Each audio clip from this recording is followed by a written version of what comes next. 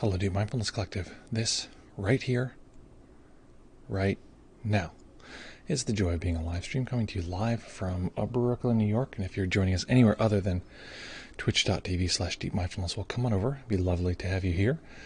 Lovely to see you as always. So, folks, very excited about today. We're going to be diving into a topic that I myself am very interested in and have been practicing around for quite some time.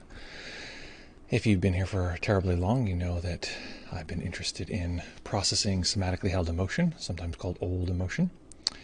And so that's what we're going to be jumping into in the meditation, as well as after the meditation, we're going to be talking about it, hopefully exhaustively. So folks, as we're beginning here, starting to slide our way into this reality we call the live stream, tell me, where on earth are you coming from? Where is it from whence we find you?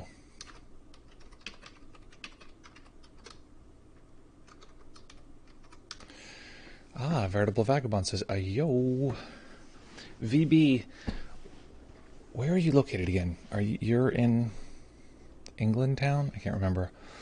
Coming from Baltimore. Monica, without having to give away too much detail, where in Baltimore? Did you say you live in like Charles Village? I can't remember which part of Baltimore you said that you were in. I think we've talked about this before, but I used to live over right by the Paper Moon. Oh my goodness, we have a new subscriber, Nick. Thank you so much for your subscription. That's very kind of you.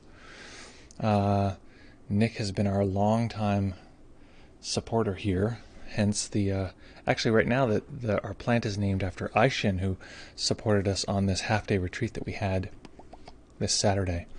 But Nick has been our plant sake for quite some time. So Nick says, from Karlstad, Sweden. Nick is very new to meditation in general, new to the stream especially.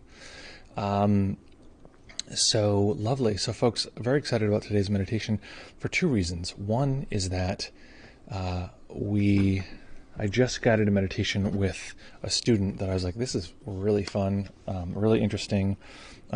Getting into the multiple self material, but really in a way it's introducing whatever particular self is arising that feels challenged or feels like it's under-resourced, introducing it to the kind of beautiful world of insight that we have access to. Because often those selves don't know about those lessons, even though the lessons of insight, the lessons of the material that we explore and have fun with has impacted us greatly. It hasn't necessarily impacted every self that's particularly arising within us. So I'm going to try to go over that in detail. What do we mean by old emotion? What do we mean by emotion? What do we mean by a self? What do we mean by these the multiple selves, these different selves within us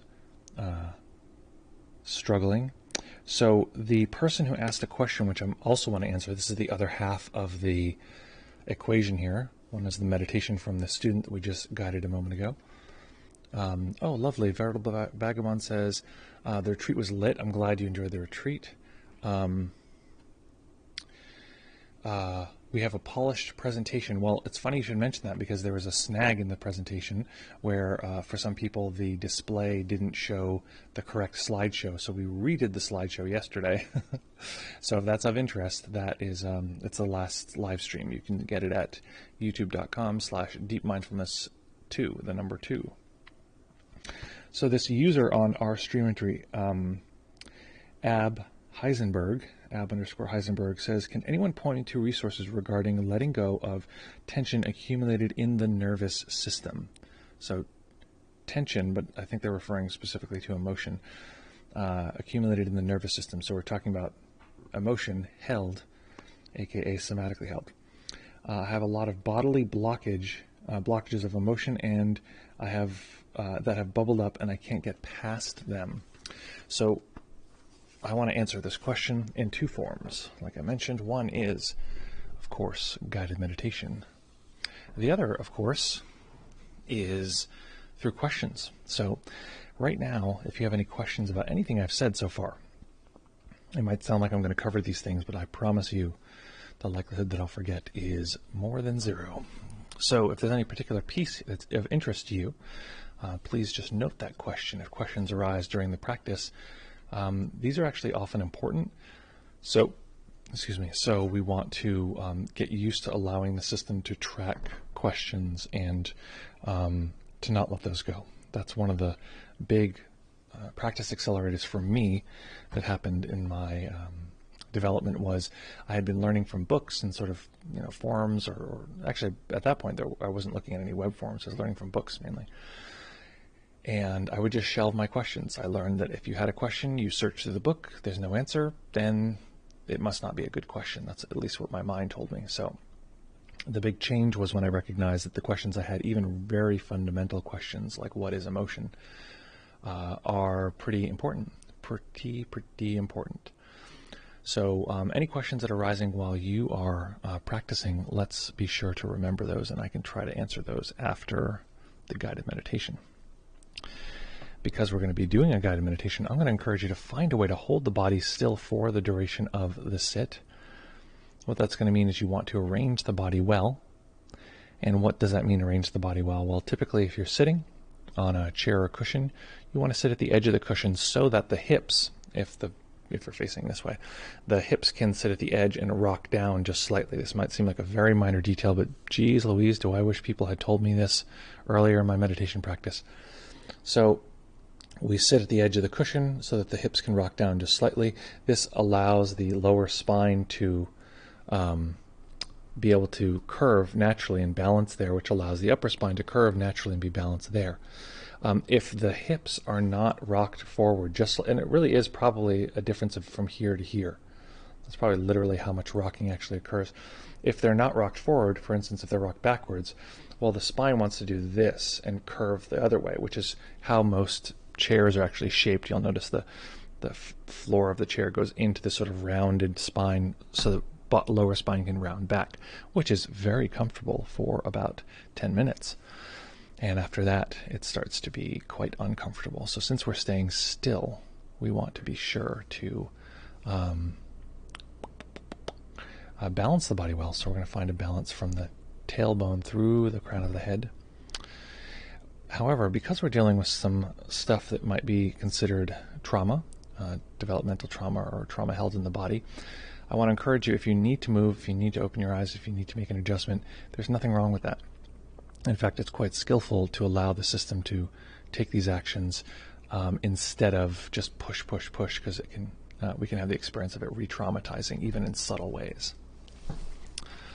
We have some nice comments here popping up. So let's see. Jean says, hi, Jean from Brooklyn. Really enjoyed the retreat too. I'm so glad, Jean. I noticed you were there. I'm glad you were able to make it. Nick says, Aishin seems like a great contributor to anything related to old emotion and trauma. Absolutely, Aishin is great on that factor. Enjoyed the retreat too. Was around, so missed pretty much though. Enjoy the retreat, was around family. There you go. So I missed much though. The replay is your friend. And we're going to be sending the replay of the retreat out soon. We just had, because of the technical difficulties, we have to edit that, so we're just waiting for that to pop up. Nick says, I'm not dyslexic, but pretty sentence building challenge, which is a great combination with dyslexia, which is what I bring to the table, which is always fun. So folks, wherever you are, whatever condition you find yourself in, find a nice comfortable position that you can maintain for the duration of the sit.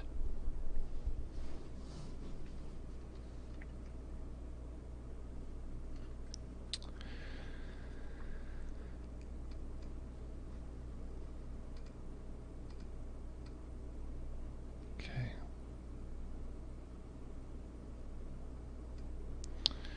And when you're ready, we will begin.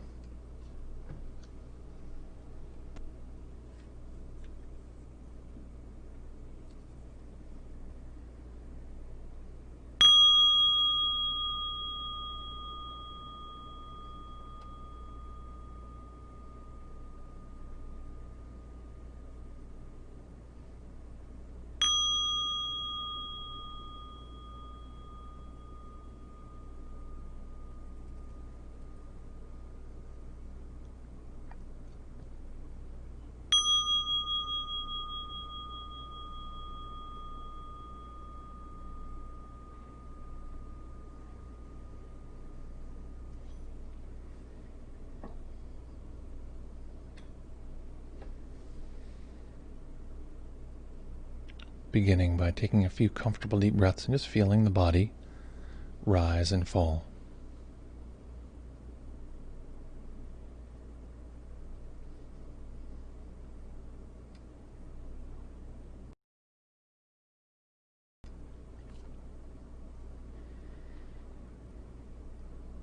Each time we arrive at a meditation, we arrive with the momentum of all of the previous moments.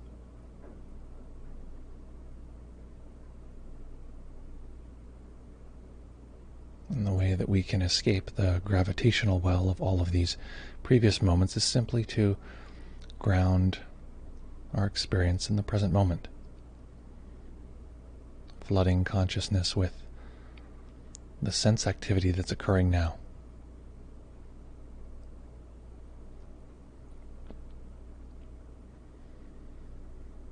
In this case, we're going to become aware of the body,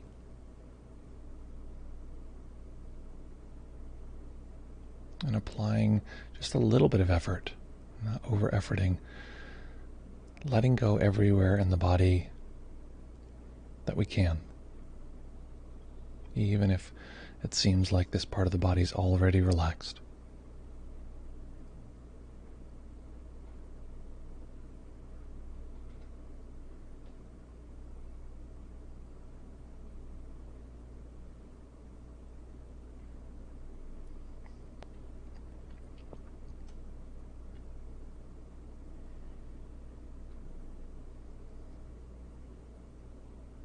And gathering our awareness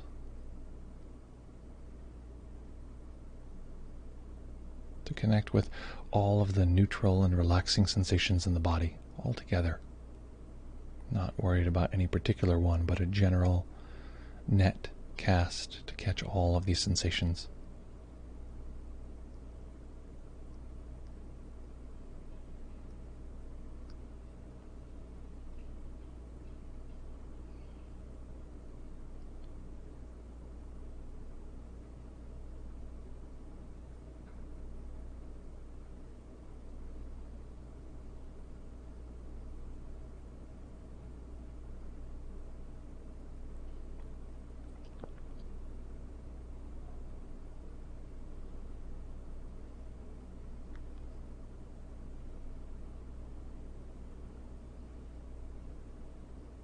If we have our own samadhi practice,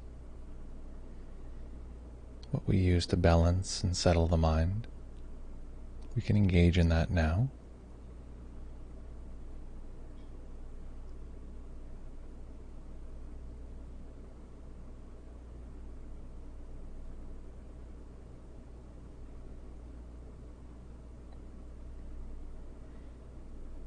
If we're holding this large awareness of the body, we can also bring a tiny bit of attention to the detail of the sensations of the breath.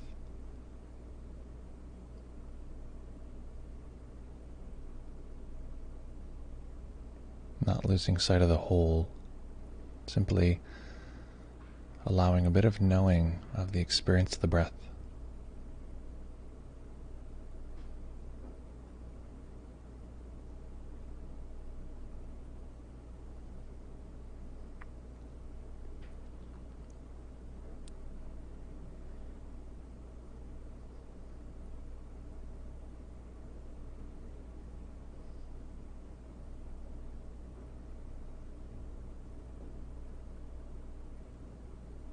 And for some, it may be available to observe the breath all throughout the body.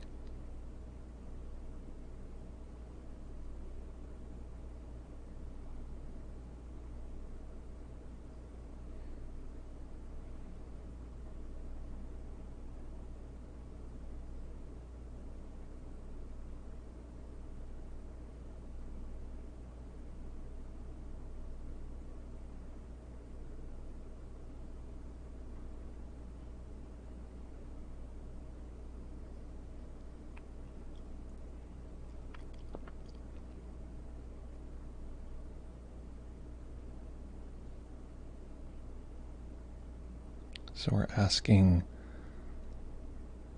our mind, how could I relate to you in a way that would allow continuous awareness, unbroken continuity,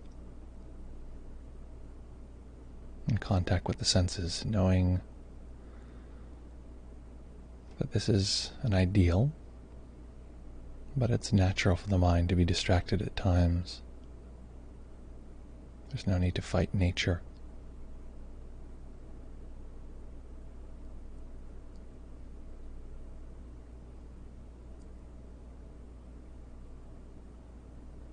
What way of attending to any of these particular sensations?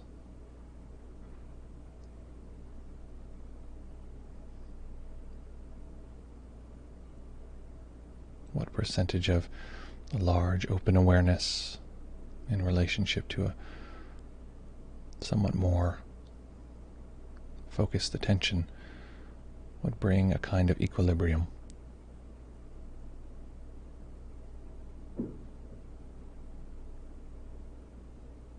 Knowing that often we over-effort.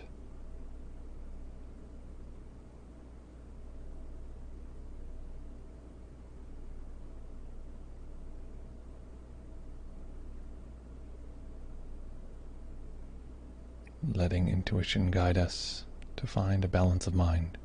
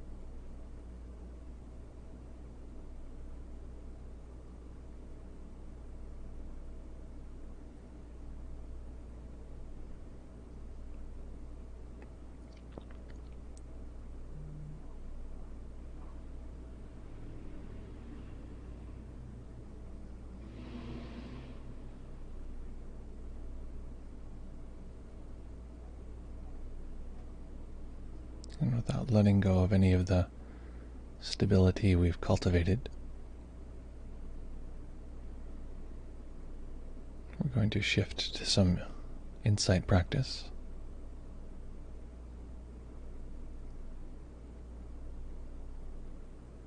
So let's introduce our system to something we may be more or less familiar with. Just a wide open awareness, one that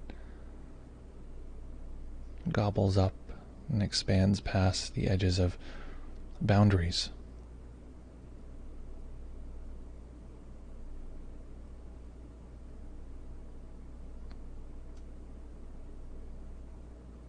One that experiences the sense of a self at the center and simply mixes that set of sense data along with this larger awareness, letting them all be experienced together.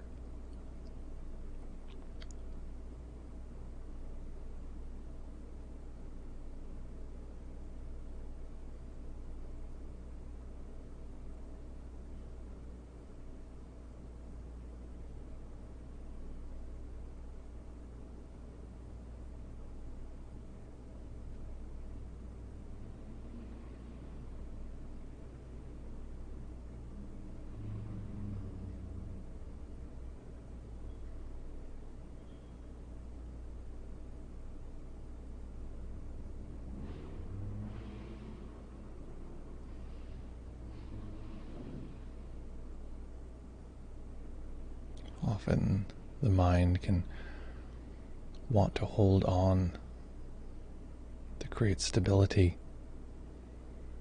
And that's fine, that's not a problem. This can come in the form that there's a center that doesn't want to let go of being the center. That's fine. That's nature.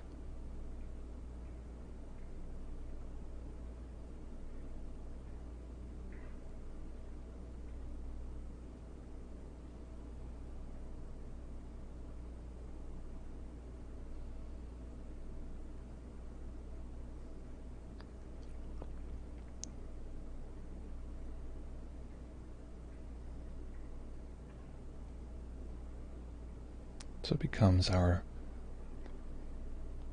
gentle duty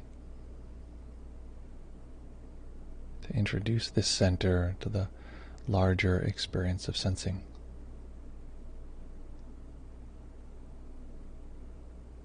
Recognizing that the center has its own time speed, time frame. It may not want to be introduced quickly.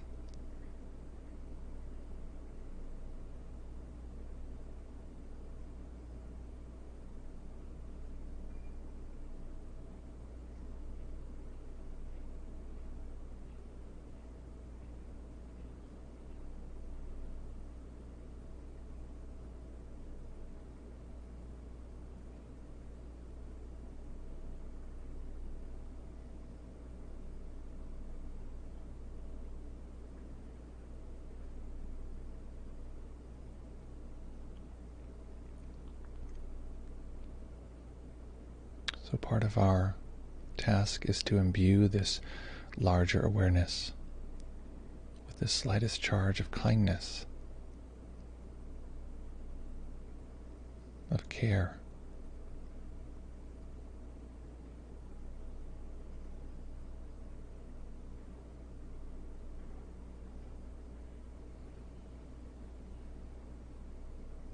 Letting whatever it comes in contact with feel the silvery glow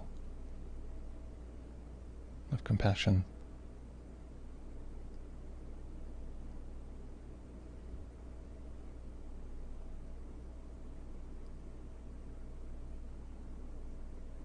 Again, emphasizing the importance of it being the slightest addition of care.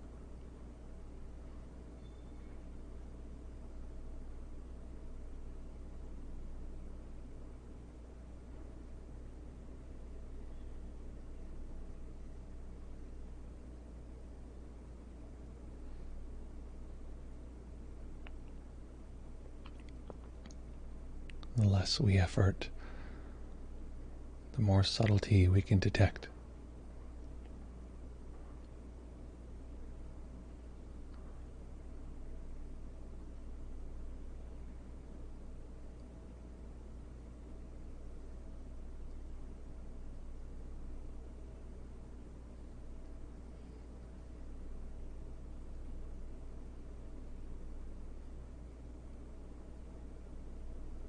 So letting the care be the medium, letting it be the translator.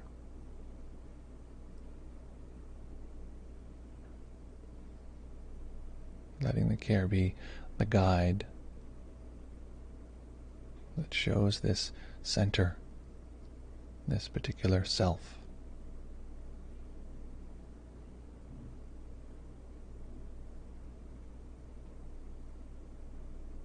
That it doesn't need to change, that it doesn't need to go away.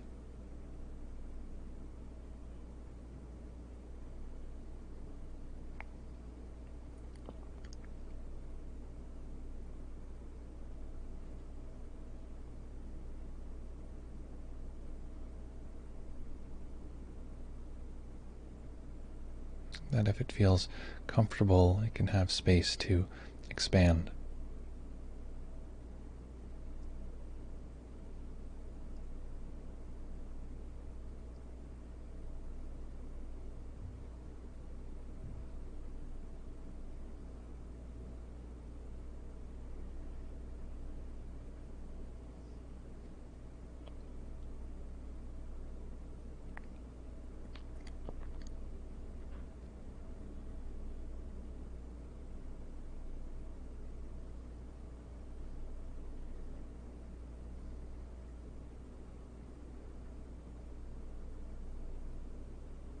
what we may find is that this self doesn't want to take up this extra space, doesn't want to expand.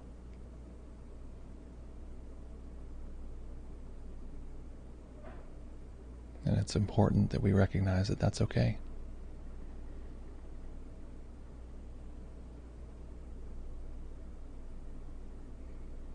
Sometimes it's the nature of a self, or a sense of a center, or a part of us that may feel more vulnerable.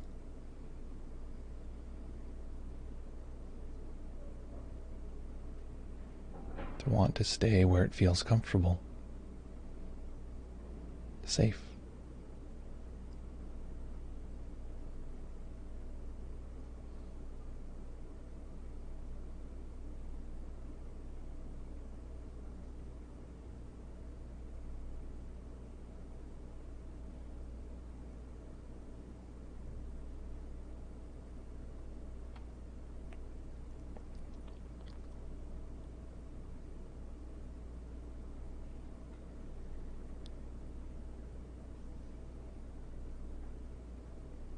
So introducing an element, we're going to give and allow this kind awareness to have a voice.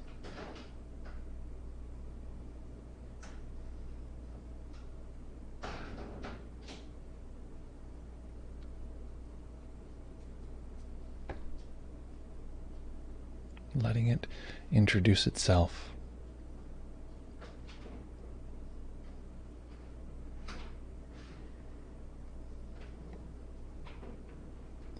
Letting it say hello.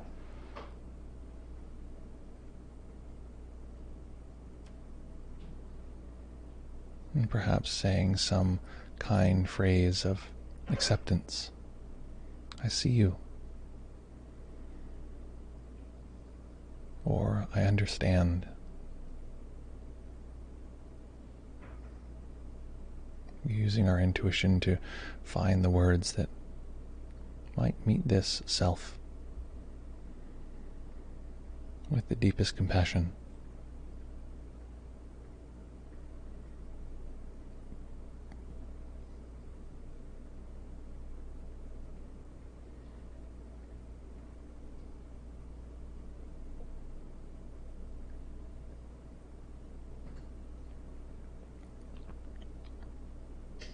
And letting this self have a voice.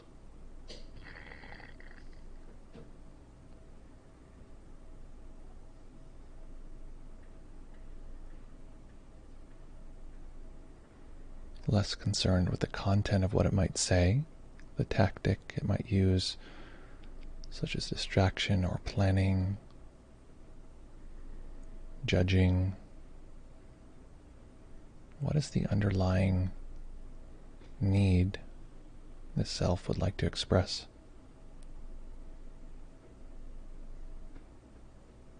Often this need is quite childlike.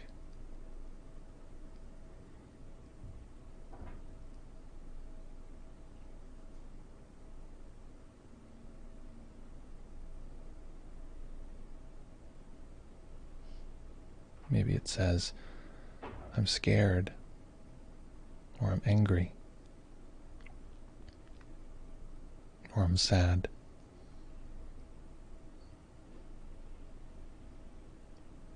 Using the intuition to allow this self to have a voice.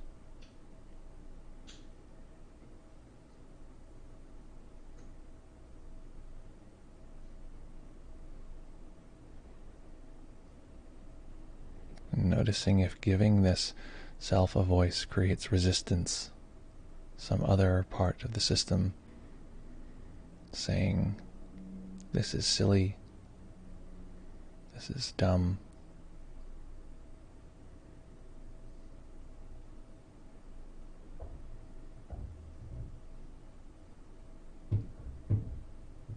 If this is a vulnerable self, it's likely there's some other part of our working model, some part of the mind, some part of our emotional system.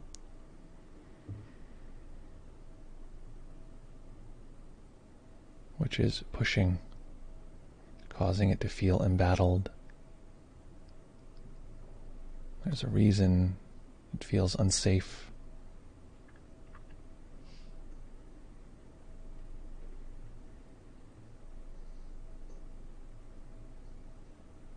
And we're not looking for any psychological content, any story from the past.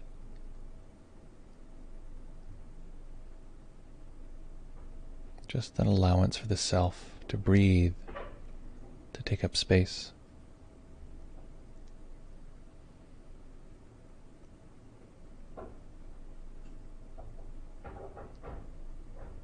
An awareness of, and a setting aside of the part of us that says there shouldn't be a self, or there shouldn't be this self.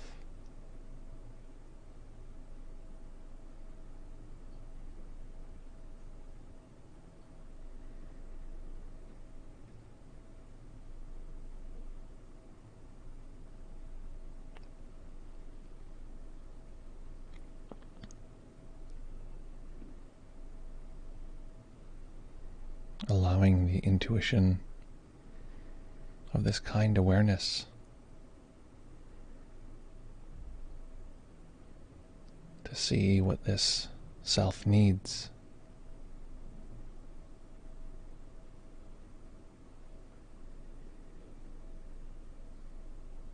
Sometimes it wants to be wrapped in awareness.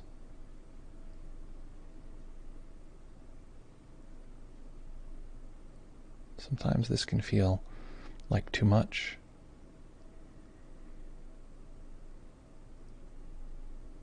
And it prefers to be left alone.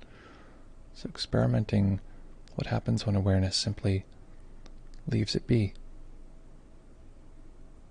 Being aware of other experiences. Does that self settle down?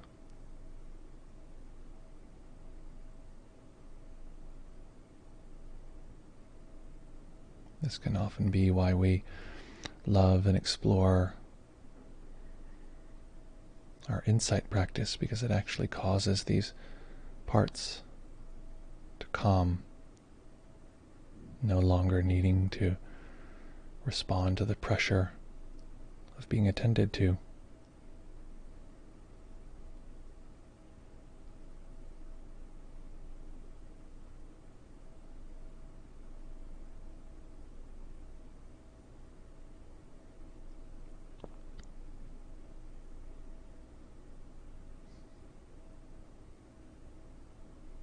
And sometimes a self can feel most comfortable if we don't focus on it, but simply stay nearby.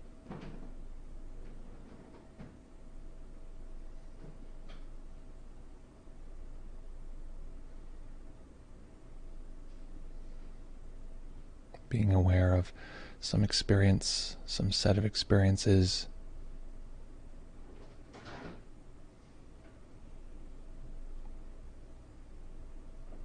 in the near vicinity without creating a pressure.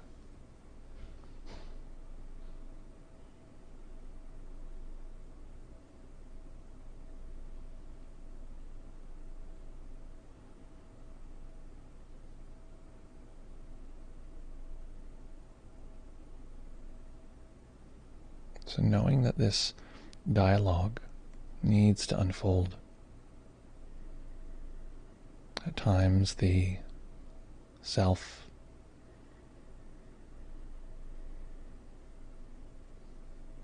needs the verbal support of the kind awareness. It needs to hear the kind words. Sometimes the self needs to speak in order to express its fundamental need.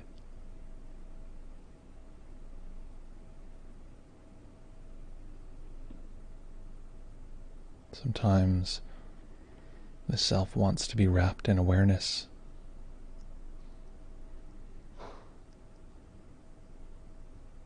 Like a globe of the mind holding gently.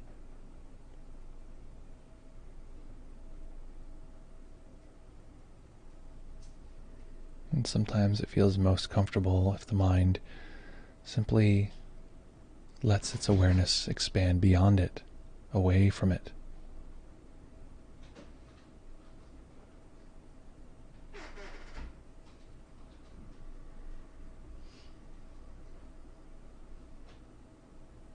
And sometimes its greatest preference is for us to be aware nearby, leaving it space to be alone, but be in the company of this kind of awareness.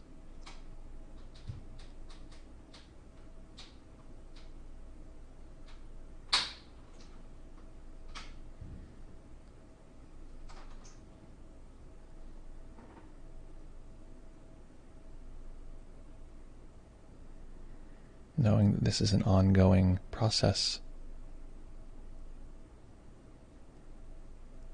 that needs to unfold in its own time. Seeing if the kind awareness can recognize the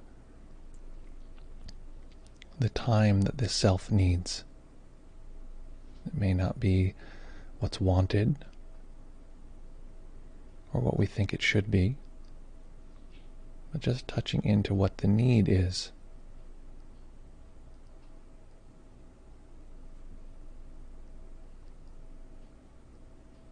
Staying with the practice, staying in stillness, allowing a tiny bit of light to enter the eyes, eventually allowing the eyes to rest on a single point as they fully open.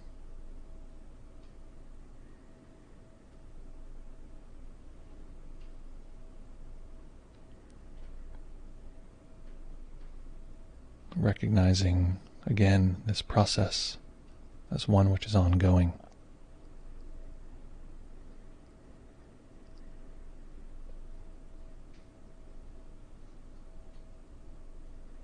And as we tune into what this particular self needs,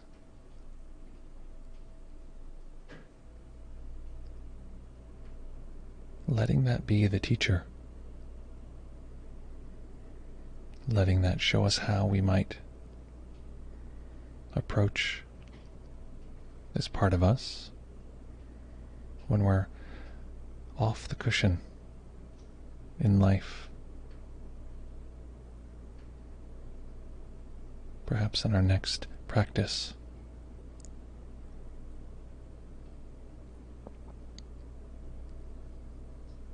And in this way, allowing our experience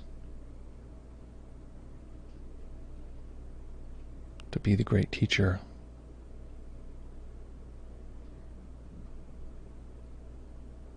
to show us what needs to be done. Clearly showing us a direct path.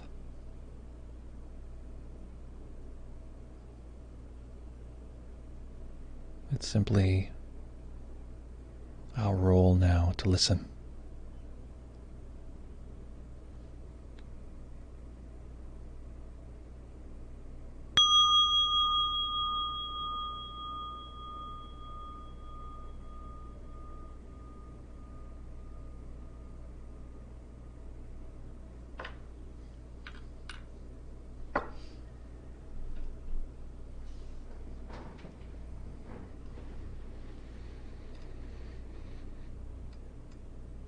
Okay. What was that like? Making any adjustments you need to allow the body to be comfortable, especially knowing that when we're dealing with material like this, the body and the body's experience is very important. So taking a moment to adjust, to stretch in a way that's aligned with what the body might need, even if there's some remaining awareness of this particular self. What does it want physically?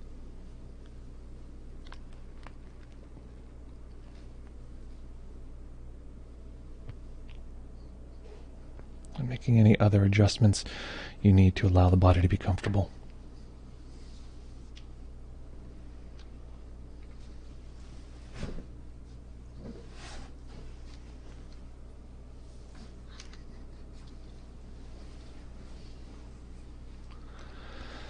Okay, folks. So what on earth was that like? What happened and what are you like now? So as reports begin to come in, I want to say hello to folks who are just joining us. Thank you for coming on over. And if you're joining us here on Twitch, you can hit the follow button, which allows you to get updates on when what we're doing when we're doing it. If you're here joining us from YouTube, you can hit the subscribe button. It's sort of the same thing, and you can decide what level of notifications you want, so you know when we go live and that kind of thing. Although we're probably going to be switching soon to, we're going to be reducing the platforms that we're broadcasting on. So YouTube may go to the wayside. We're a little unsure, but we'll see. Twitch is staying. We know that. Lewis says, I find the instruction to use the smallest change of something really interesting lately. It seems to allow a much more stable experience. No more bearing down with concentration and furrowing the brow. Yeah, there is this thing that I feel like there is a place for kind of like heroic effort and like efforting, and I think we completely overestimate where that belongs. It's sort of like a 3% scenario where every once in a while we'll really need to bear down, but 97% of the time it's actually seeing how little effort we can apply and still have the system be continuously sort of tracking whatever we're trying to doing whatever we're trying to get it to do. Veritable Vagabond says, quite relaxing. I wonder, how do you know the meditation is 30 minutes? A lot of practice. So I think you mean, how do I know when to end the meditation? Well, two things. One, I typically end at 25 minutes. So when it becomes 30 minutes, that means I've gone over. Or do you actually mean for yourself? Either way, it involves, for me or for anyone else, it involves timers. So you'll notice there's a timer on the screen. I have my timer of the recorder that's going at the same time, and so that's how I do it. Having to guide this stuff a lot, opening my eyes and observing what's going on. Usually if you're teaching a class of people, you need to, every now and then check in and look at everyone in the class, because people's body language tells you a lot about what's actually occurring internally. And so you can adjust the meditation based on that, which I don't have the luxury of doing here. So I have to sort of imagine from my experiences with other people what I think is going on. Use my psychic powers through the medium of the internet to see what's actually happening. I have all of your webcams. I have a display. It's like a what is it called? Like unwilling Zoom call going on where I can see everyone in the world. I'm just kidding. Okay, so Monista says, the sense of self that I was working with is like my main sense of self. And I want to emphasize here, so I'll finish this. I've been in a retreat for a while, and I would like to ask a Zoom question. Excellent. So let's crack open the Zoom here. So I want to respond to that already, but let me open it. I don't even have the Zoom open. So I want to respond to that already,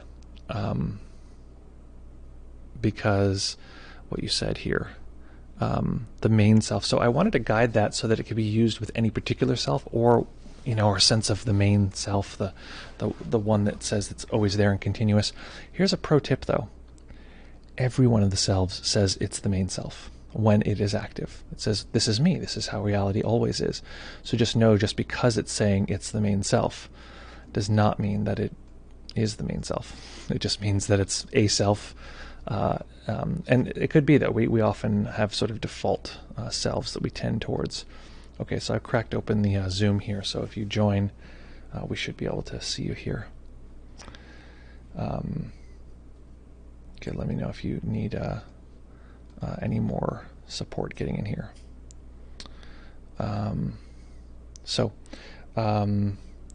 Beep boop up up. Okay, so I'll just go on here until we. Here we have someone here in our waiting room. Okay. Hello.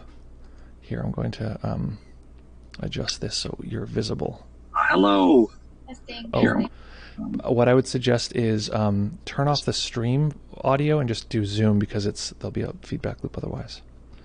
That's funny. I was doing the visual meditation.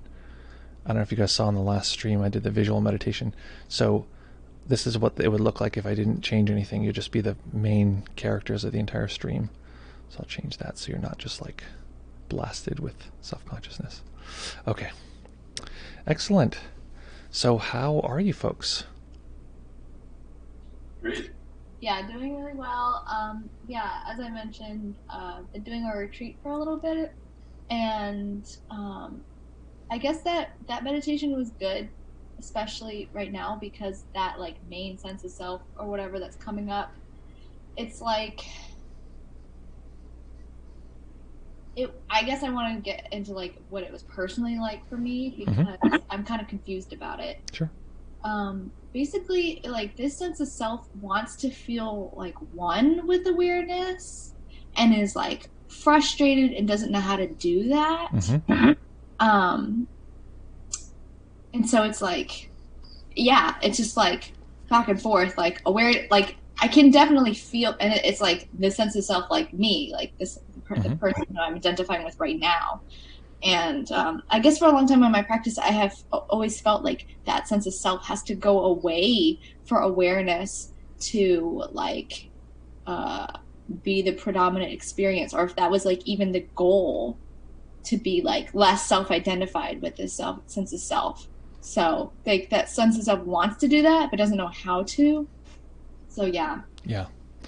So what I would, my general approach would be to consider for a minute what it would be like for that particular self to have a downward pressure that says, I want you to go away. And if you go away, I can finally be free. And you can answer sort of theoretically like what you might think that is, but what is that like to sort of hear that, to hear that there's a pressure that like, if you would just stop existing. Yeah. It makes me feel like I'm missing something, and that it's like my experience isn't true. Tell me, help me understand that. So, and again, it gets tricky because we're talking about like this self thinks, this kind of thing. So just help me. So the response of that particular self.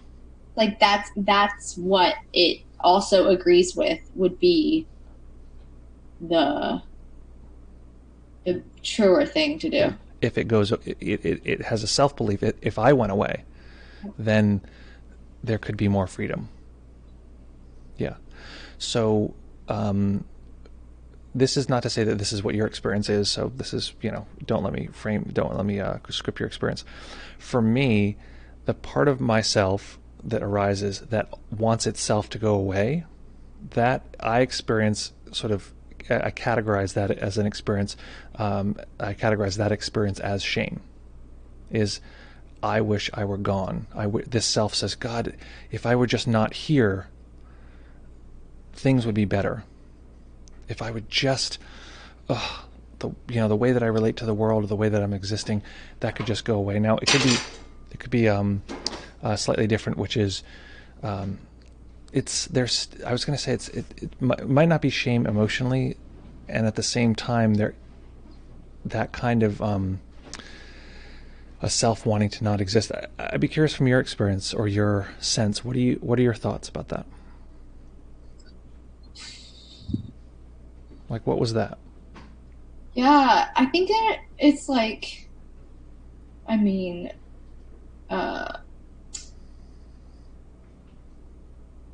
I guess there's just a lot of confusion about like what I'm trying to do in my meditation practice, like trying to see no self. So that means that self wouldn't be appearing. So I guess it's like confusing. That's why like that sense of self was like internalized the fact that if it goes away, it would be, the experience would be more free and less constricted. Yeah. And that there's part of us that's just like, please just go away. Just stop existing. Yeah, it seems like an obstacle to insight. Yeah. And is there a sense, and again, this is, you clearly monitor your own sense, your own, preference for self-disclosure. You can answer or not answer whatever is preferred. Yeah. I feel like a lot of people probably encounter this, so. Sure. Yeah. And do you get the sense that that self, that's the only pressure for it to not exist comes from you, or is that sort of a broader thing where it's like if that part would just stop being, then there could be more freedom?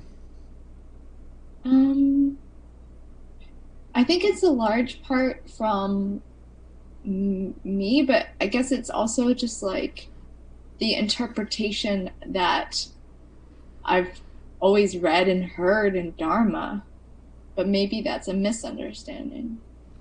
Well, we're getting into some really like tricky territory, and this is where these different models of the ultimate self and the relative self come in, and this especially relates to there's this sort of trope that will happen is someone will come into center and say, hey, the specific trope actually that I'm referring to is someone will come in and say, hey, I'm a person of color, I'm a person of like some group that's like marginalized, I'm not really represented in this community, and I feel this pain that is reflected in my experience beyond this community. I feel alienated and isolated, or so what does one do about that in their practice? And the teacher says, well, you don't exist, so stop. Next, right? And it's like, rant, like, okay, we've hit some trouble zone here. So we're entering territory, and this, particularly when we're working with the multiple self model, where we're dancing at this edge between ultimate and relative, and we have to be tread carefully, because the lessons of the ultimate can be experienced as entirely violent to the relative, and the lessons of the relative can be very misguiding if we try to apply those to the ultimate.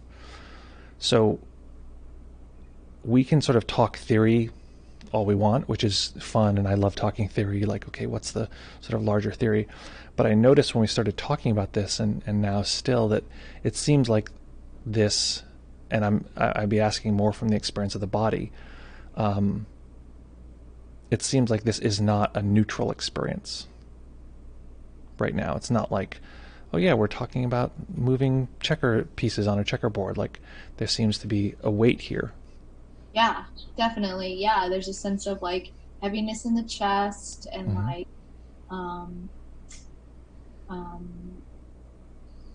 yeah, lots of like wishing to cry.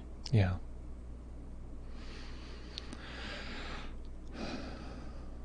Yeah. Like tightness in my throat, and yeah, I guess I just like also don't want to practice incorrectly. Yeah. We as meditators, like people on this call, they spend so much time and energy trying to practice, and it's just confusing because it's like, okay, I could like totally accept this self and like completely let it be how it is, but that doesn't mean it like goes away, or that there'll be any kind of like, I don't know, transcendent wisdom that comes from that. But maybe I've done that before too, and it just feels like being identified in this small sense of self is like, it's like it feels like being trapped. Yeah. And that sounds like you're describing a kind of feedback loop where there's some part of us that says, hey, this is outside of meditation even, like, hey, if you would just stop being there, or stop doing the thing you do or existing the way you exist, then I could finally, do the things I want to do, or I could finally, for me, what happens is this more vulnerable self is highly prone to like embarrassment or self-consciousness and this kind of thing. So it's a sense of like, if you weren't there, then I could be free in the world and interact with people in a certain way and not have to worry that I would be deserving of judgment. That for me is the sort of how that part manifests. And then there's this sort of overlay that you're describing that in insight practice, there's the sense of if you would just eliminate that self, then you'll finally be free.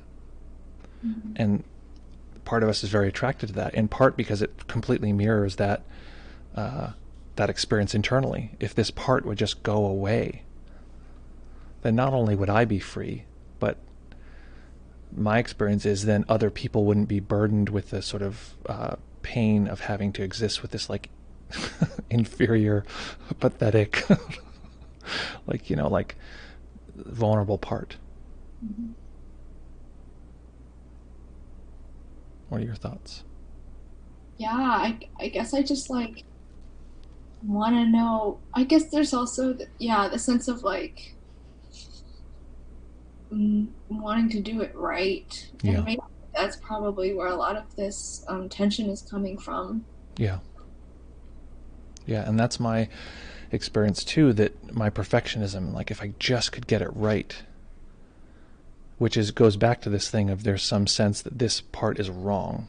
It's like there's something wrong with you. So if we could get it right, or things could be right, if I could just, and it can manifest in many different ways. I want to get things all straight. I want people to look at me in a certain way. I want to finish this project or something. If I could just get X thing, and X changes all the time. If I could just get X thing, I could finally relax. Yeah. Yeah. Yeah. Well, I mean, I'm glad I'm acknowledging this because I think that's really helpful, because I think the tendency is to like pretend that those feelings or that self doesn't exist. Mm-hmm. But there's still a sense of like, okay, I still want to do something about it. Yeah. Even if it's just like, I don't know what you would recommend. Is it just like still continue to accept that self, or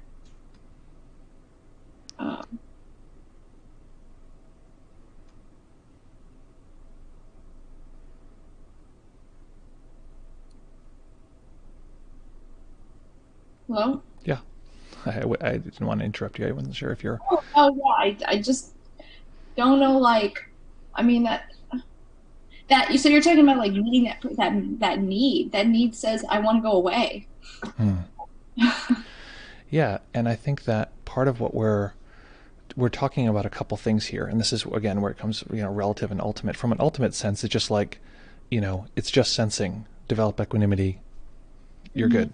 Like stop thinking about this. And I was mentioning this on the thread in our streamentry, but what can happen is that people can actually potentially even move through first path and ignore all of this stuff. It's just like they pump up their perception to a certain point, and I find that this is anecdotal, but it's particularly true for folks who have a lot of testosterone in their system, that they can flatten emotion to the point where they can have really intense insight experiences, and then there's a sense of like, great, I'm finished, all done. And then there's this sort of nagging thing that sort of keeps coming up, and all they need to do is just deconstruct that goddamn thing, and then they could finally get through. And deconstruction has worked beautifully up to this point, so it's very confusing. Why is it that this piece won't just go away? Yeah. So we're navigating a bunch of parts here. One is, how this fits in terms of practice, but also how do we, in this specific case, what's to be done. And I think that there's a variety of things. But I wanted to ask you, you said, do I on one hand either continue accepting the self, or on the other hand, and there was sort of like, that was where the question is like, well, I don't know what the alternative is. That sounded like, yeah. So I would just turn the question and ask you, what is the alternative to accepting this self? Is there some other thing that there's a sense of like, Yeah, I guess this the other alternative would be to deconstruct it and stop believing in it so hard that it is one way or not the other way. Yeah. yeah. Yeah, and I think that such a funny conundrum because it's both. It's like, it's both self and not self. I mean, I think that that's probably, a more accurate descriptor, because people often say no self, and then I'll sometimes say, well, let's correct that a little bit and say non-self. But really, and again, it's like, I'm not trying to say this is like the best language, because every language fails as soon as you you put it in application. But it's both. It's that self, that part needs to be, or ideally will be, accepted, and that its needs can be met. And with that, we can also see through that self is not a continuous, ongoing sort of fortress of solitude that needs to be protected and fortified, and it needs to vanquish its enemies and amplify itself, etc. So it's a bit of a mix between the two. And partially sometimes the question comes up, well, then which one do I do first? Like, great, okay, so it makes sense. On one hand, I need to, follow the sort of path of non-self, and on the other hand, I need to have deep acceptance and, allowing of this experience. And I can't say which one is better to go first, because ultimately, from my perspective, it's really the same process. And what I've found, especially with the kind of practical Dharma movement, that there's sort of a zeitgeist often. It's like people generally think X. There's this sort of general thought that, and it's sometimes not usually stated explicitly, that if we take the insight path, then that'll to some degree just solve our problems. And from my perspective, it's actually that we want to be very aware of the entire field of material, because then we're deconstructing all of it along the way, or working with it along the way. So generally what I recommend is, in a sense, you're asking, how do I have a hierarchy? What do I do first? This seems like it's coming to the foreground. Is it skillful to say, okay, sit aside for now, I actually want to do this other insight material, or is it best to shift my entire attention over to this experience and work with this for a while, and then potentially come back to the insight path? I typically just recommend both. And the multiple self model is, you could tell the work we're doing today is insight practice. It's not, we're not just talking about, past experiences and that kind of thing. For me, ideally, our practice is robust enough that we can take any insight practice and recognize what is the nurture positive side of that. What is the way that we can enact that in our motor system? And for me, the multiple self model is the analog. It's the married couple to non-self. It's the way to experience non-self in a way that allows us then to navigate the world a little bit more fluidly. Because often what can happen is someone will have a very, very deep experience of non-self, and it'll be very confusing as to how the hell to navigate the world. Like how do you take the kids to school when you don't exist? That's always the question. So this is Raquel and my answer to that. This is what we typically suggest. Now, I'm sure there's a lot of ways that one can go. It doesn't mean that this is the one true way or something like that. But for me, this is the range that we're playing with. So I'll just answer briefly, because I also don't want to like, we can talk about a million things, so I don't want you to feel like we're stuck on one topic if you prefer. But on the transcendent side, to experience non-self, one of the quickest routes to get there, and this is why the sort of the duality I think is often flawed. The quickest ways to get to a very clear experience of non-self is to observe self. There it is, right? You can right now, and this isn't something theoretical, right now you can look at what is the experience of self. What's coming up right now for me is that self is sort of organized here. It's sort of the world is happening to it. It's sort of spatially oriented within the world. I'm the I is the main character. All of this stuff is happening to the I, right?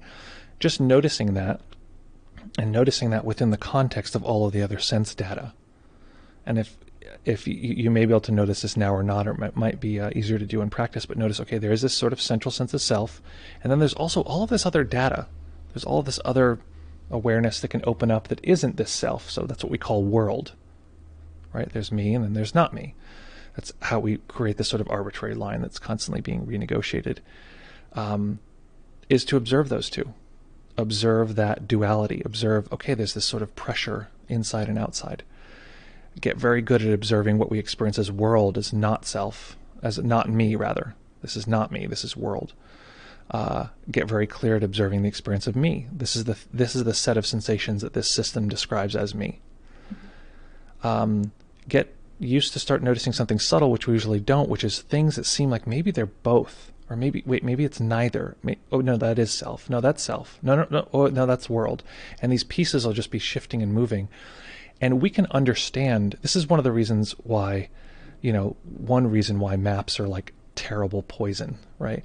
Is because our understanding will exceed our experience so dramatically that the understanding keeps telling our senses, stop paying attention to this detail. We already know this one, stop. So showing our system over and over again, this experience of self, oh, it just shifted slightly. Oh, it just expanded slightly. Oh, the system treats pain as though it weren't me. All these body sensations, oh yeah, that's me, those are mine. Oh, but this pain, oh, not mine. Watching it make this weird negotiation over and over and over and over and over again, it teaches our senses, it teaches, the body mind, the truth about what is this imagined hologram of self. So we don't actually have to see non-self, see self clearly as it's forming, as it's shaping itself. Our sense of world, watch these little bits and pieces, and that actually helps, and actually completely, is, for me at least, is the path to have a very clear sense of what our experience of self and non-self is. So that's the insight path, and in a way that's the easy path. It's almost just like we put things in place and then that works. The other side, though, there's a way in which it's like the most heroic battle we've ever faced, because there's these parts of us that don't have a place that they can feel safe, and not only is there this part of us that doesn't feel like it belongs or doesn't feel like it has a home or doesn't feel like it can rest. That's one of the hardest parts, is these different parts feel like they just can't rest. It's like, they're working so hard. So part of it is just to become aware that they exist and start to notice that the pressure on that self has been internalized. So it's possible that, and it's likely that as early, very young children, ages 0 to 3, we get some sense that some certain emotional experiences are not okay. They're not safe. And so the body compresses those, puts them into somatically held places in the body. Over time, we learn not to feel those feelings over and over and over and over again. And until they're felt, they're just going to keep coming up. And, we've cordoned them off so sufficiently, so perfectly, that they only come out in the form of like intense addictions and, like lashing out at people we love, or, doing behaviors we really wish we wouldn't necessarily. So it works up to a certain point, and then it just completely stops working. So it's to recognize that in order for that part to feel this pressure that it's not valuable or it's not worthy, or that it shouldn't be there, or if it just got something right it could finally be acceptable, that means there's another part, potentially a full other self, telling it you're not valuable. If you would just go away, then we would be free, or I would be free. And my experience when I've talked about this recently, like when I discovered, sort of really noticed this other part pushing down, was a lot of anger at that part. Like, what the fuck? Like, you're the one, like, you're inside me doing this? Like, that's really, yeah, now you need to get the fuck out of here. Like, that was, that was my experience, was, okay, now I just reject this part. And it's a tough, slow process of starting to recognize that each of these parts is fully cordoned off and has this simple view of reality, usually extremely childlike. Sorry, were you going to say? No, yeah, I relate to this a lot. Yeah. Yeah, so each of them is cordoned off. Each of them has their own view of reality that is fully, it's a full self, meaning it fully thinks that it is the only one. And so a lot of the conflict that we have internally is actually that these selves think they're the only ones, and they need to destroy the other one. Or they need to be destroyed. Right? And so part of it is starting to navigate this material and allow these parts to exist. And my experience has been over time that when one of these parts sort of comes to the surface, it starts to predominate. And until it can sort of have the space that it needs, it's going to act out unconsciously. It's going to, lash out in all these different ways. And so part of the practice we did today, and this is often what I support and recommend, is asking it, developing this dialogue and saying, hey, what do you need? Sometimes it doesn't want to be asked that question, and you'll immediately have the nice thing is you have immediate feedback. If you're like, hey little self, what do you need? And it's just like, fuck off, it's like, great, you got immediate feedback. It didn't like that. That wasn't helpful. So maybe it's something else. From a meditation point of view, typically what we're used to is meeting these parts with a way of holding them in awareness. And that is a sense that will resolve everything. Sometimes it needs to be more explicit, like a voice from the kind awareness, or sometimes it needs to be more explicit, like a voice from the from that self. That voice to say, I'm angry, or I'm sad, or I'm scared, and letting that voice speak, letting that voice have space.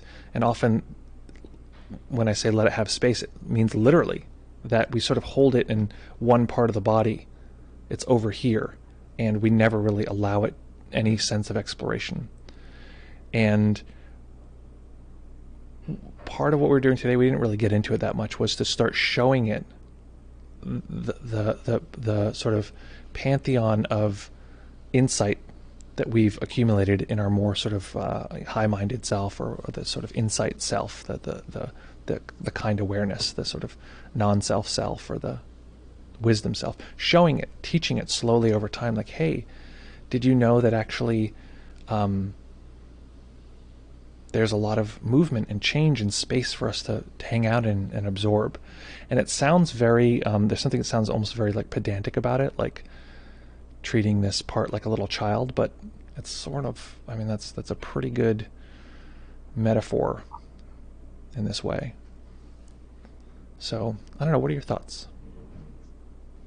Yeah, no, I appreciate you pointing out that there is another self that is like pushing on this other vulnerable sense of self, and that, looking at both of them and holding them simultaneously, maybe even within that loving awareness, it's both nurture, positive, and insight, because how can you be both two people at the same time? That contradicts the sense of one main self. So that's interesting, because I think it does meet both needs simultaneously. The other thing is, I don't want to take up too much time in case there's someone else on the Zoom or have other questions, but my wisdom self said, ask Wanish this question, his Sangha, he'll help you. Oh. Yeah, thanks for being such a great spiritual friend. Yeah. Thank you so much for opening up and just asking the question. I think that that's just showing up and saying, hey, this is what's happening, is so central to be able to move through and process this material. So, and also just be thankful to these various selves, right? That to say, I mean, honestly, it's like, it's pretty brave of that self to be able to come out and say, hey, here's what's happening. Here are my needs, and sort of express those through the sensations in the body. So just to have that gratitude, and also to, be respectful and not necessarily think like we should be this warrior that's going to like, kick, punch, stab its way through like, winning this battle. It's like, yeah, maybe you need some time to chill. I've been digging in this work recently quite a bit, and I'm like, I need to go swim, man. I need to get to some fresh water. You're in Baltimore, so you can go to Pretty Boy. I've been craving to go to Pretty Boy, and like swim in the drinking water, which is like, that's my like ultimate happy place, is like swimming and drinking water. So yeah, absolutely. Thank you. Okay. We had a lot of comments here. I also want to, I wanted to cover a few things. Okay, so let me check the time. Okay, time's good. Check the calendar, make sure I don't have somebody coming up who's like, where are you? Okay, I can go over. Okay, so I wanted to go over a couple things really quick before I jump into the chat, and I want to hear I want to jump into the chat. So one thing, emotion. I'm just going to go through some quick definitions here. Emotion, body sensations in the body that we experience as emotional in nature. That's a very, dragon eating its own tail definition, but it's important because we don't want to pressure ourselves to fight, like, is it emotional, is it not? If the system reads it as emotional, we're going to call it emotion. And to just explore, but we are talking about body sensations. Okay, present moment emotion in response to our current environment tends to be light and effervescent. You can imagine like a flash of joy or a flash of rage. This is generally free-flowing. We generally aren't suppressing this in some way. Old emotion or somatically held emotion is emotion which we've learned over time is not safe to feel, so we often contract the body in some way, and they typically will feel like they're deeper in the body, typically along the central meridian of the body, this throat, chest, belly, this kind of thing. You can imagine sort of a primate sort of cowering from the cold and sort of tightening inwards, so that these places can be sort of, they tend to be central, and it's their life or death. So if they're central in the body, then we're likely to sort of treat them like life and death, like we're protecting organs. However, these sensations can be felt anywhere in the body. They don't have to be centrally located. They can sort of arrive anywhere. What do we mean by self?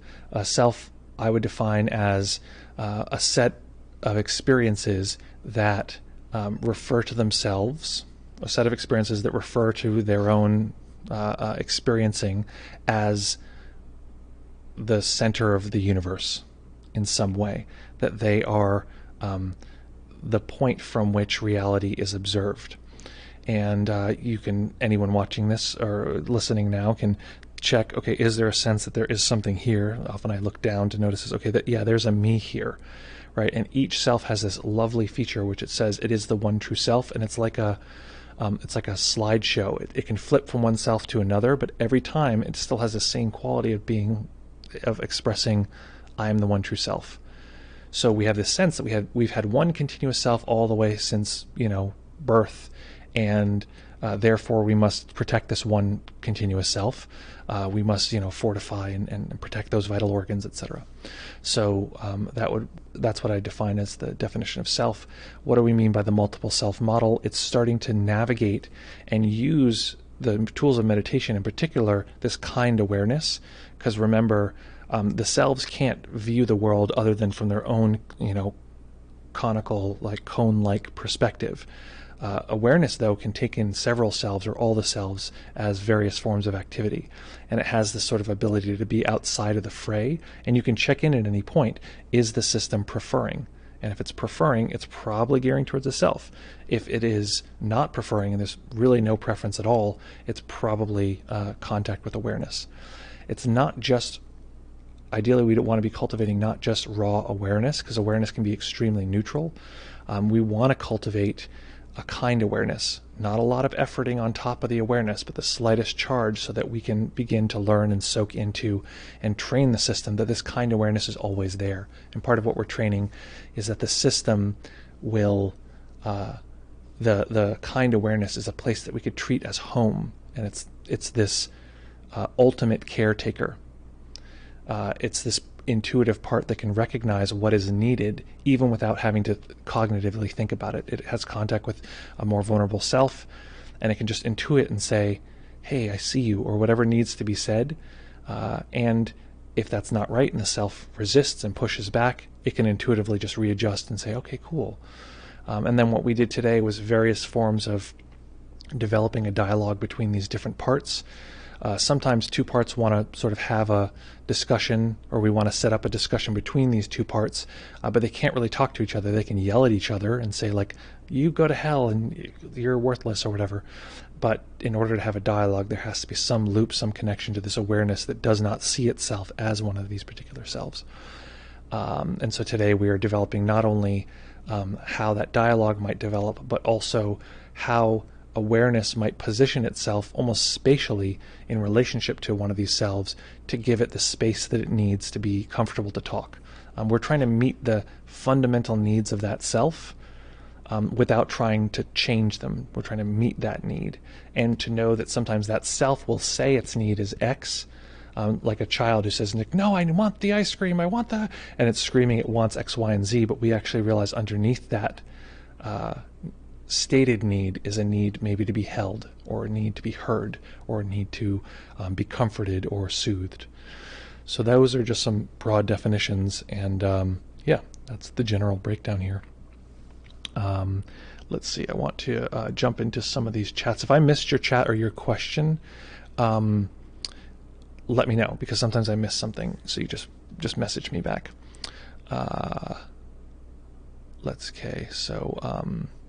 Nate says, so the part isn't going away though, right? Yeah, I mean, we don't want the part to go away. The part is, it's serving a function. It has a value. It's actually, it's in some way or another protecting us. And so it would not be to our advantage to get rid of a part of us that's worked our entire lives to protect us. There's we want to have some degree of respect, but also some degree of kindness, like, wow, thank you for all the work that you've done. Let's see. Is the part, okay, so Nate says, is the part that wants the other part to go away truly saying so in a caring, but upon a review, selfishly protective way? Yeah. My experience is that often that part that is pressing down on the sort of more vulnerable part, it's just trying to protect. In a way, it's like the vulnerable part's like, I want to be safe. Oh God, I feel not safe. And this other part is like, I just want to control. If everything was orderly, then, and you would just go away, then there would be freedom. So that's typically and I don't want to say typically, that's my experience. Jamla says, are Kriya's experience of trauma or a related experience, or is it only blocked emotion? So Kriya is a broad category, so I couldn't say if it was exactly always emotional in nature or this kind of thing, although there are a lot of the Kriyas that I experience are emotional. I think Raquel would probably agree. So Kriyas are basically, we'd say, involuntary body movements that accompany meditation, often when we're feeling particularly absorbed. A lot of my experience of Kriya is the sort of shaking in the body, or the sort of like, whatever, these kind of things, often are emotional, often are the system just wanting to express emotion. And it's worth noting that, all of our emotional hardware is, fully developed in like a dog, for instance. And you'll notice, you've probably familiar with this phenomenon, if a dog gets scared, or if a dog gets, something happens, as soon as you sit it back down from the scary thing, it'll shake its whole self off. Our society doesn't really have a place for that. It's not like you're like, hey, like you almost bumped into me on the sidewalk. It's like, no, you almost bumped into me. It's like, well, screw you, and you're walking away. And we'd probably be better off if we did. This is also part of why having a movement practice, or having some sort of body awareness practice, is really important and really helpful. Just free movement. Listen, put on some fun dance music, let the body flop around. If you want to pay attention to that self, let that self control the dancing, that kind of thing. How does it want to move? How does it need to move? That can be very impactful. Lewis says, I like using self-world examination to put things into proportion. My anger or thought is actually really a tiny compared to the detail of the senses. And that's the sort of power of awareness, is that awareness has the ability to show us context that might not otherwise exist, or might not otherwise be made aware of in that way. Nate says, my devil's advocate feeling to your distaste of maps. Okay, so here's what I have a massive pet peeve against, and again, this is by no means personal. I dislike the idea of devil's advocate, because often it's not someone's belief or their experience. It sounds like it is in this case, so I don't think this applies. But sometimes people will be discussing, like, well, let me play devil's advocate, and I'm just like, no. I'm just like, do you believe this? Is this your position? But it sounds like this is your position. Distaste for maps is there's no way to have informed consent or understanding about what's coming without at least a general one. Yeah, I mean, I think that's probably true. Nate's referring to that in our Progress of Shinsight class. There's a whole section where we talk about informed consent, and we really emphasize, like, do you want to move forward? This could actually be quite a lot. And I also want to just backtrack here to connect with what Monica is talking about. My experience is that the material that you're coming across is, if there's some part of you that says this is not the path, then that part doesn't understand what the path is. The path is all of this. It's all the path. Now, there might be sort of a valid critique somewhere in there that says this is not insight practice. This is more in the realm of psychology. And like I said, this is ultimate and relative mixed together. That's what we're looking at here. So there's a way in which it is not clear insight practice, but if we're developing our insight tools the entire time, I really don't. I mean, it's to me, it's a little bit of a silly argument. Like, are we sure it's really insight? It's like you're cultivating a kind awareness to open up space so that this particular body sensation has the room to explore and find its underlying needs and have those be met, and letting like all of these pieces are pieces that we know through insight and that we can sharpen through insight. And it is a more narrative process than just like a, see, hear, feel, or just like a labeling process. But there's room for both. It's this idea that one needs to be, not exist in order for the other one to exist is sort of like, doesn't make a lot of sense to me. Maybe it makes sense to someone else. Let's see, Nate then says, can you give me a name for can you give a name to the second way? The first way was insight, I think. What was the other one? Okay, so I said there are two paths we could talk about here. One path is, insight, deconstructing, deconstructing our experience of self and world in order to have a non-self experience. The other side is what we call the multiple self model, and that's exactly what we've been exploring here, which, P.S., there's a whole playlist of guided meditations and talks on this on our YouTube channel, youtube.com/deepmindfulness2.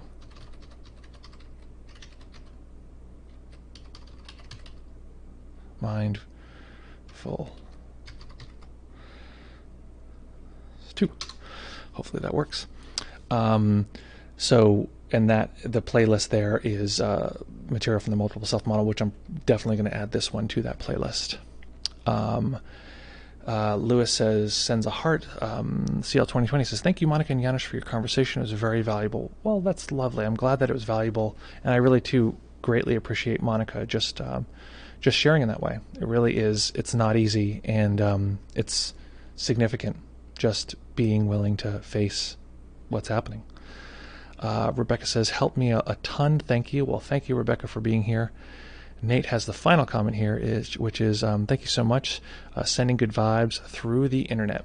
So, folks, we'll be back here in this exact same place, exact same time, 11 a.m. Eastern, twitch.tv/deepmindfulness. We'll be right back here in fewer than 48 hours. You can count them down.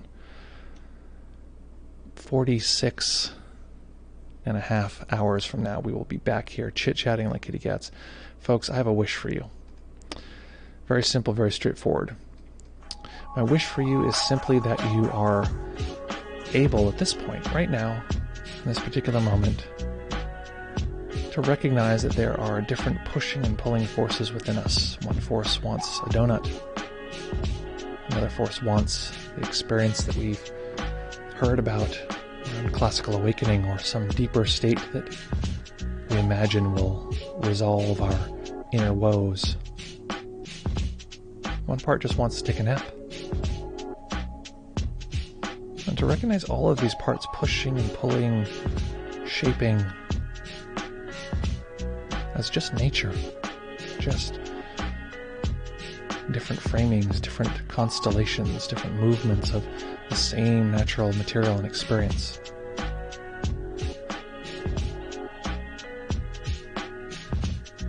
And just let that acceptance carry us, letting that be something that we can have contact with all throughout our day. Take care, farewell, be kind to each other, and we'll see you all very soon.